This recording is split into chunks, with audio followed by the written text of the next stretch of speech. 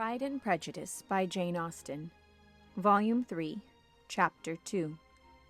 Elizabeth had settled it that Mr. Darcy would bring his sister to visit her, the very day after her reaching Pemberley, and was consequently resolved not to be out of sight of the inn the whole of that morning. But her conclusion was false, for on the very morning after their own arrival at Lambton, these visitors came. They had been walking about the place with some of their new friends, and were just returned to the inn to dress themselves for dining with the same family, when the sound of a carriage drew them to a window, and they saw a gentleman and lady in a curricle, driving up the street.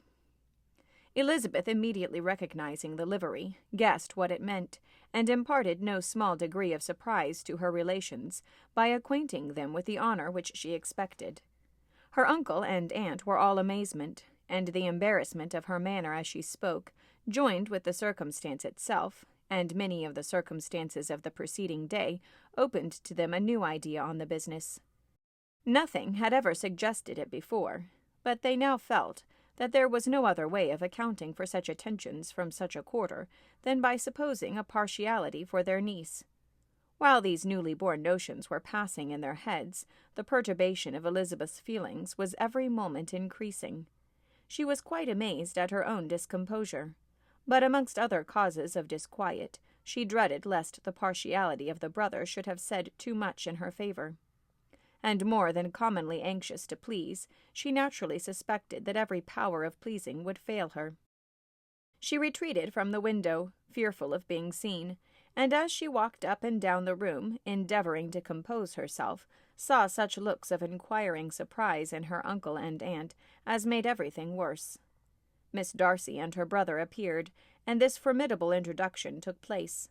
With astonishment did Elizabeth see that her new acquaintance was at least as much embarrassed as herself. Since her being at Lambton, she had heard that Miss Darcy was exceedingly proud, but the observation of a very few minutes convinced her that she was only exceedingly shy. She found it difficult to obtain even a word from her beyond a monosyllable. Miss Darcy was tall, and on a larger scale than Elizabeth, and though little more than 16, her figure was formed and her appearance womanly and graceful. She was less handsome than her brother, but there was sense and good humor in her face, and her manners were perfectly unassuming and gentle. Elizabeth, who had expected to find in her as acute and unembarrassed an observer as ever Mr. Darcy had been, was much relieved by discerning such different feelings. They had not been together long before Darcy told her that Bingley was also coming to wait on her, and she had barely time to express her satisfaction and prepare for such a visitor when Bingley's quick step was heard on the stairs, and in a moment he entered the room. All Elizabeth's anger against him had been long done away, but had she still felt any, it could hardly have stood its ground against the unaffected cordiality with which he expressed himself on seeing her again. He inquired in a friendly, though general way after her family, and looked and spoke with the same good-humored ease that he had ever done. To Mr. and Mrs. Gardner he was scarcely a less interesting person than to herself. They had long wished to see him. The whole party before them, indeed, excited a lively attention. The suspicions which had just arisen of Mr. Darcy and their niece directed their observation towards each with an earnest, though guarded, inquiry, and they soon drew from those inquiries the full conviction that one of them at least knew what it was to love. Of the lady's sensations they remained a little in doubt, but that the gentleman was overflowing with admiration was evident enough. Elizabeth, on her side, had much to do. She wanted to ascertain the feelings of each of her visitors. She wanted to compose her own, and to make herself agreeable to all, and in the latter object, where she feared most to fail, she was most sure of success, for those to whom she endeavored to give pleasure were prepossessed in her favor. Bingley was ready, Georgiana was eager, and Darcy determined to be pleased. In seeing Bingley, her thoughts naturally flew to her sister, and oh, how ardently did she long to know whether any of his were directed in a like manner. Sometimes she could fancy that he talked less than on former occasions, and once or twice pleased herself with the notion that as he looked at her, he was trying to trace a resemblance. But though this might be imaginary, she could not be deceived as to his behavior to Miss Darcy, who had been set up as a rival of Jane. No look appeared on either side that spoke particular regard. Nothing occurred between them that could justify the hopes of his sister. On this point she was soon satisfied, and 2 or 3 little circumstances occurred ere they parted, which, in her anxious interpretation, denoted a recollection of Jane, not untinctured by tenderness, and a wish of saying more that might lead to the mention of her, had he dared. He observed to her, at a moment when the others were talking together, and in a tone which had something of real regret, that it was a very long time since he had had the pleasure of seeing her, and before she could reply he added, "It is above 8 months. We have not met since the 26th of November, when we were all dancing together at Netherfield." Elizabeth was pleased to find his memory so exact, and he afterwards took occasion to ask her, when unattended by any of the rest, whether all her sisters were at Longbourn. There was not much in the question, nor in the preceding remark, but there was a look and a manner which gave them meaning. It was not often that she could turn her eyes on Mr. Darcy himself, but whenever she did catch a glimpse she saw an expression of general complacence, and in all that he said she heard an accent so far removed from hauteur or disdain of his companions as convinced her that the improvement of manners which she had yesterday witnessed, however temporary its existence might prove, had at least outlived one day.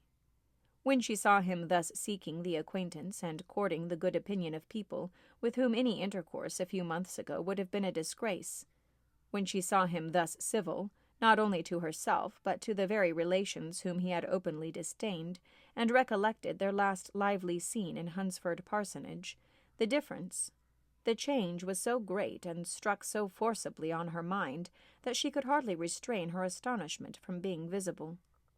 Never, even in the company of his dear friends at Netherfield, or his dignified relations at Rosings, had she seen him so desirous to please, so free from self-consequence, or unbending reserve as now, when no importance could result from the success of his endeavours, and when even the acquaintance of those to whom his attentions were addressed would draw down the ridicule and censure of the ladies both of Netherfield and Rosings. Their visitors stayed with them above half an hour, and when they arose to depart Mr. Darcy called on his sister to join him in expressing their wish of seeing Mr. and Mrs. Gardner and Miss Bennet to dinner at Pemberley before they left the country. Miss Darcy, though with a diffidence which marked her little in the habit of giving invitations, readily obeyed.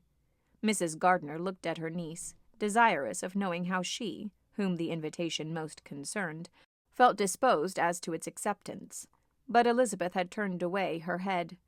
Presuming, however, that this studied avoidance spoke rather a momentary embarrassment than any dislike of the proposal, and seeing in her husband, who was fond of society, a perfect willingness to accept it, she ventured to engage for her attendance, and the day after the next was fixed on.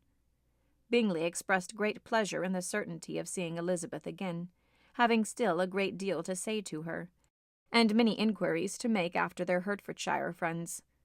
Elizabeth, construing all this into a wish of hearing her speak of her sister, was pleased, and on this account, as well as some others, found herself, when their visitors left them, capable of considering the last half-hour with some satisfaction, though while it was passing the enjoyment of it had been little. Eager to be alone, and fearful of inquiries or hints from her uncle and aunt, she stayed with them only long enough to hear their favourable opinion of Bingley, and then hurried away to dress. But she had no reason to fear Mr. and Mrs. Gardner's curiosity. It was not their wish to force her communication. It was evident that she was much better acquainted with Mr. Darcy than they had before any idea of. It was evident that he was very much in love with her. They saw much to interest, but nothing to justify inquiry. Of Mr. Darcy it was now a matter of anxiety to think well, and as far as their acquaintance reached, there was no fault to find. They could not be untouched by his politeness, and had they drawn his character from their own feelings and his servant's report, without any reference to any other account, the circle in Hertfordshire to which he was known would not have recognized it for Mr. Darcy. There was now an interest, however, in believing the housekeeper, and they soon became sensible that the authority of a servant who had known him since he was 4 years old, and whose own manners indicated respectability, was not to be hastily rejected. Neither had anything occurred in the intelligence of their Lambton friends that could materially lessen its weight.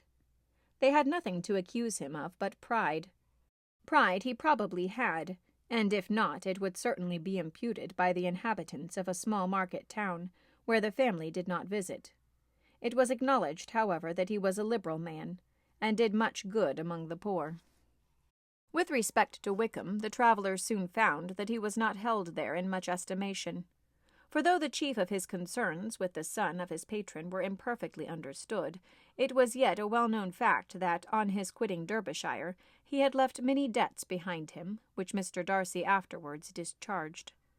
As for Elizabeth, her thoughts were at Pemberley this evening more than the last, and the evening, though as it passed it seemed long, was not long enough to determine her feelings towards one in that mansion, and she lay awake 2 whole hours endeavoring to make them out. She certainly did not hate him. No, hatred had vanished long ago, and she had almost as long been ashamed of ever feeling a dislike against him that could be called so. The respect created by the conviction of his valuable qualities, though at first unwillingly admitted, had for some time ceased to be repugnant to her feelings, and it was now heightened into somewhat of a friendlier nature by the testimony so highly in his favor, and bringing forward his disposition in so amiable a light, which yesterday had produced. But above all, above respect and esteem, there was a motive within her of good-will which could not be overlooked. It was gratitude. Gratitude, not merely for having once loved her, but for loving her still well enough to forgive all the petulance and acrimony of her manner in rejecting him, and all the unjust accusations accompanying her rejection.